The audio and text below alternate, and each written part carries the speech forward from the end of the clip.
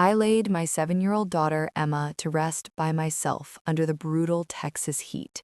The sun beat down so hard it felt like standing under a furnace, and my black blazer clung to my skin with sweat. I kept glancing at the entrance, expecting someone, anyone, to arrive. But nobody came. No mother, no father, no brother. Just me and the scorching heat and the unbearable quiet of a coffin that seemed far too tiny. I convinced myself they were caught in traffic. I told myself maybe my brother's train was late. I created justifications until that first handful of earth landed on the casket. Then my phone vibrated in my bag. I grabbed it, expecting an explanation. Instead, I saw a notification from my mother. It wasn't a message, it was a property link she had forwarded to me. A real estate listing for a massive 6-bedroom mansion near the lake with the caption, "New Beginning." I stared at my screen, my eyes stinging from the sweat and the crying. The asking price was right there, $1.8 million, the precise total of my daughter's insurance policy and inheritance combined. While I was laying my child to rest, my family wasn't mourning, they were house hunting. Before I reveal what I discovered in my mother's message trail that made me abandon my own mourning to take them down, drop a comment and tell me where you're tuning in from and what time it is right now. I want to know how far this reaches. I drove back in complete silence, the air conditioner in my old Honda fighting against the sweat cooling on my face. The back was packed with flower displays from the memorial, the white roses releasing a fragrance so overpowering and suffocating it turned my stomach. It smelled like a mortuary, like permanence, like the universe collapsing into a 15-minute ride. When I pushed open the door to my townhouse, the silence wasn't comforting, it felt oppressive. I walked into the living room, dropped my bag on the sofa, and stared at the empty corner where my daughter used to build her block towers. I expected the collapse. I expected my legs to give out, for the tears to flood, for the sorrow to consume me entirely. But it never happened. Instead, a peculiar cold focus washed over me. It began in my chest and spread outward, neutralizing the Texas sun's burn, making everything around me appear crystal clear and razor sharp. I grabbed my tablet. I had to understand. I accessed the flower delivery website, the platform my mother used for every occasion. I had her login details because I was always the one ordering the arrangements she claimed credit for. I located the order for the funeral wreath. There was the timestamp. Order confirmed 16 days earlier. They hadn't skipped the memorial due to some emergency. They hadn't been stuck in gridlock or dealing with sudden illness. They had pre-purchased the flowers over 2 weeks in advance.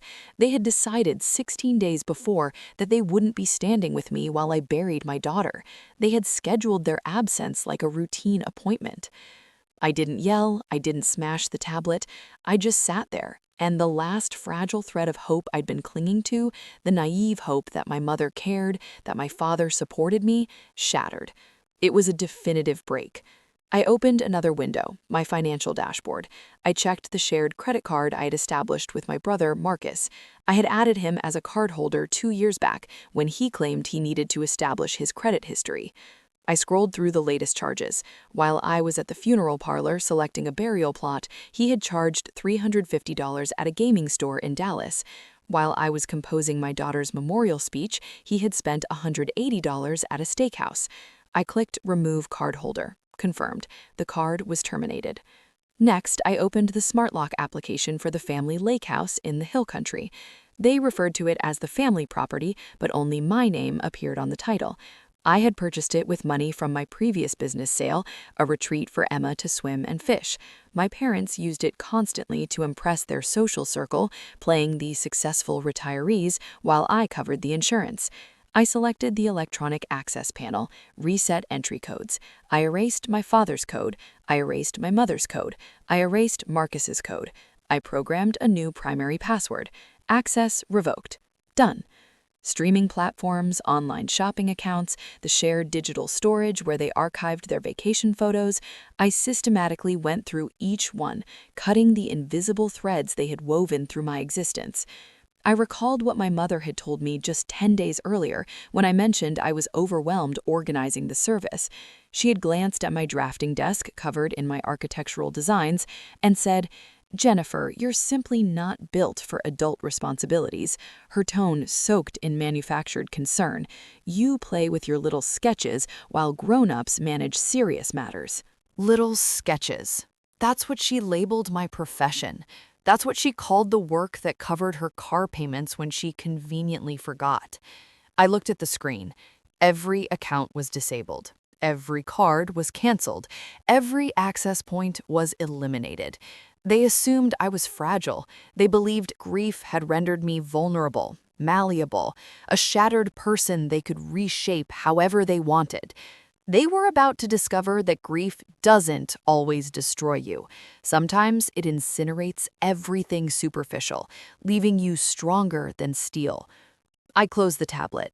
The townhouse was still quiet, but it no longer felt hollow. It felt strategic.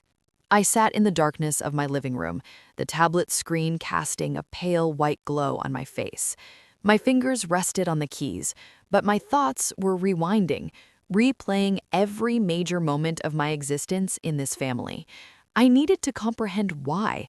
Why had I tolerated it this long? Why had I covered their expenses, cleaned up their disasters, and absorbed their criticism for 29 years? I accessed a hidden file buried deep in my cloud storage. I named it The Account. It began 3 years ago, right after my father, Robert, took early retirement because he earned a rest. Line 1, $84,000. That was what I had contributed toward their primary residence loan. Every month, without fail, $2,500 transferred from my account to theirs. I remembered the initial payment. My mother, Patricia, had phoned me crying, claiming they would lose everything. "We gave up our dreams for you kids," she had wailed, "and now we're left with nothing." I had just secured my first major architecture contract designing a community center. I felt wealthy. I felt obligated, so I paid. And when I informed them my father didn't express gratitude, he simply nodded and said, "That's good, Jen. At least you're contributing something." Contributing something. That was my value. That was the price I paid for existing in their world. I scrolled further. Line 9. The influencer campaign. Marcus had wanted to travel to Cabo for content creation, to expand his following. He couldn't afford the expenses. My mother had confronted me at family brunch. "Your brother has real talent, Jennifer. He just needs an opportunity. You have money. Don't be cruel." Cruel. The word they deployed whenever I attempted to preserve something for myself. I funded the trip. Marcus uploaded 40 posts from that vacation. My name wasn't mentioned once. Line 18, the legal situation. Marcus had been arrested for DUI. My father had guaranteed his bail bond. He was terrified about his financial standing. I covered the lawyer fees, $6,500. It wasn't simply the money, it was the conditioning. It was like training an animal. They withheld affection for extended periods, making me feel non-existent. And then, precisely when I was ready to distance myself, they would offer a crumb, a compliment about my outfit, a brief embrace, a text saying, "Miss you." And I would devour it. I would return eagerly, thinking, "See, they do care. If I just work harder, if I just sacrifice more, it will last."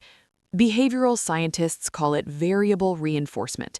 It's the most effective method to condition behavior. It's how you train a laboratory animal to press a button until it collapses.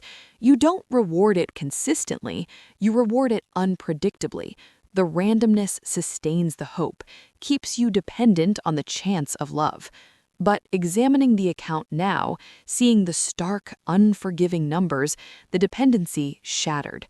My eyes stopped on the latest entry. 3 days after Emma died, a delivery had arrived.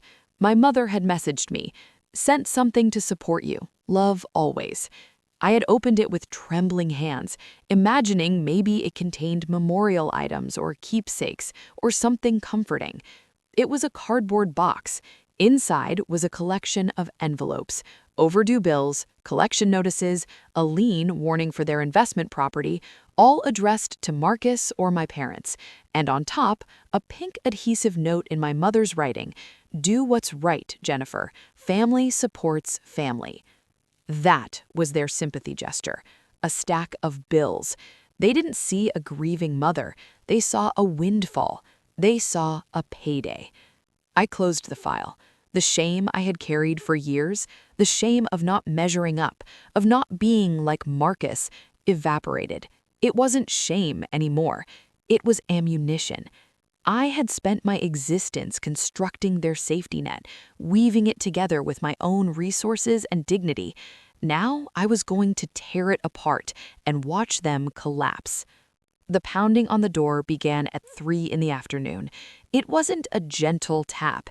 It was the aggressive, entitled hammering of people who believed they controlled everything. I checked the viewer, Robert and Patricia, my parents. I released the lock. Before I could speak, my father barged inside, the afternoon heat rushing in behind him like an invasion. He didn't acknowledge me. He marched directly to the kitchen, opened cabinets, and started inspecting. "Expired," he announced, discarding a yogurt container. "Moldy," he said, tossing out bread. He was conducting an evaluation, but it felt like an investigation. He was constructing evidence. "She can't even maintain her home. She's incapable." My mother stood in the entrance, examining the walls. I had displayed my recent portfolio there, detailed, large-format digital designs of industrial decay. "It's so depressing here, Jennifer," she said, her voice quivering with practiced weakness. "And these images, they're disturbing. It's unhealthy. You're deteriorating." I leaned against the wall, arms folded. "What do you want?" "We want to protect you," she said, facing me with glossy eyes. "We consulted with a professional. He confirmed it. You're showing symptoms of mental collapse. The isolation, the hostility, blocking your brother." She reached into her expensive purse and extracted a heavy document secured with a metal clip. She set it on the coffee table. "It's a voluntary guardianship," she explained, "just for financial management, just until you recover. We'll oversee Emma's estate. We'll ensure everything is handled. You won't need to stress." I examined the paperwork. They wanted authority, not just over the money, but over me. "And if I refuse?" I asked, my tone emotionless. Robert slammed a cabinet door. "Then we contact the authorities," he stated, brushing his hands together. "We petition for an emergency psychiatric hold. We inform them you're self-destructive. We have witness statements. We have the messages you sent Marcus." I tensed. I hadn't sent Marcus any messages. They were manufacturing evidence.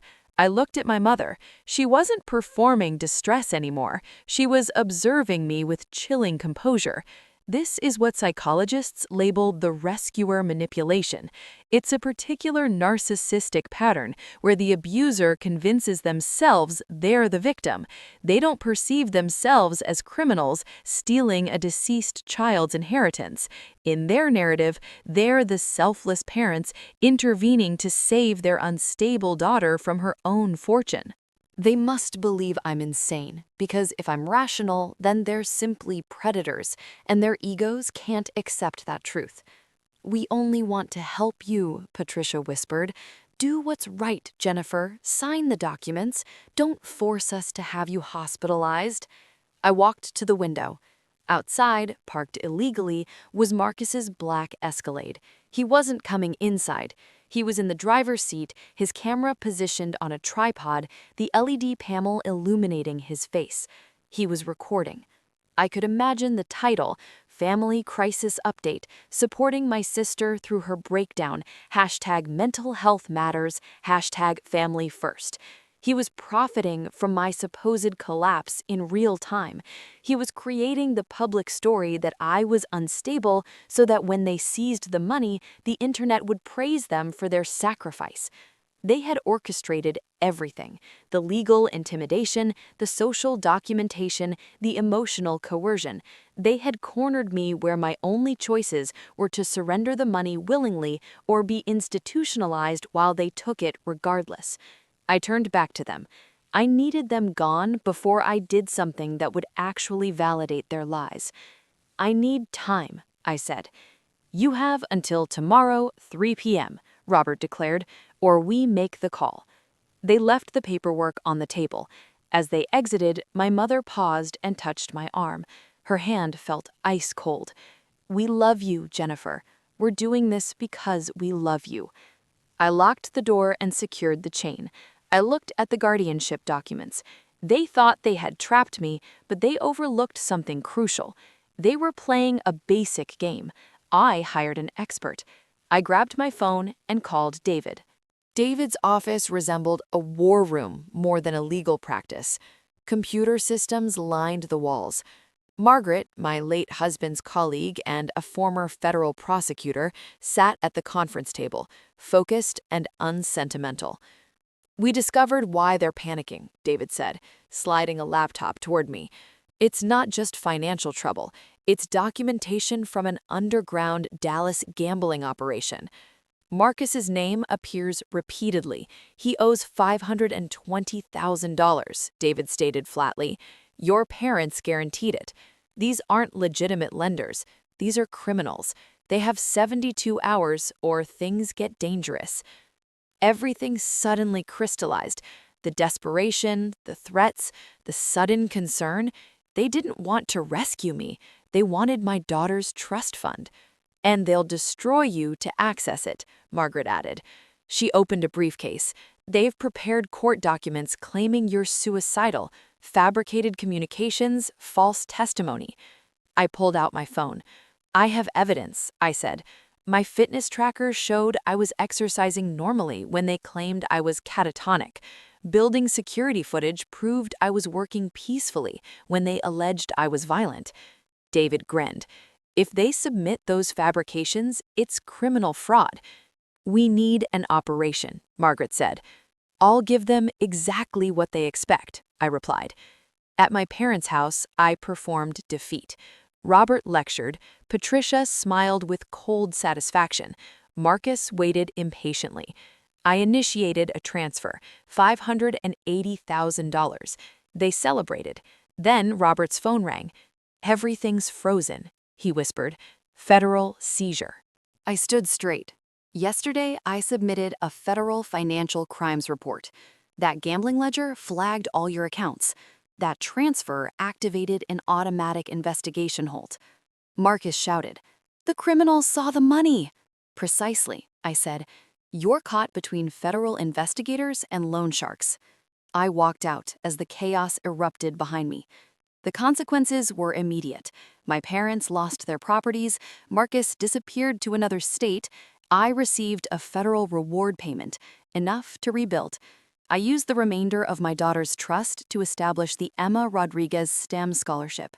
I didn't lose my family, I stopped enabling them, and that's how I finally learned to release what was destroying me.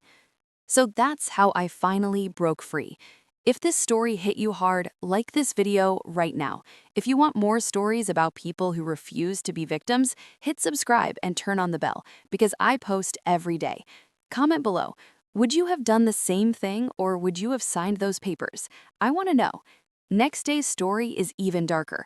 Like, subscribe, and let's expose toxic families together. See you next time.